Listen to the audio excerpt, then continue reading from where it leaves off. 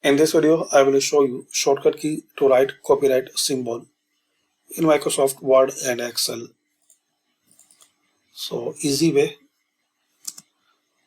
press opening bracket C, closing bracket, then press enter.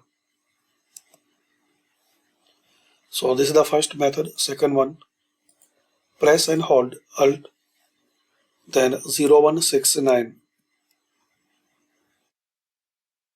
So if you have the portion of numeric keypad on your keyboard, so Alt plus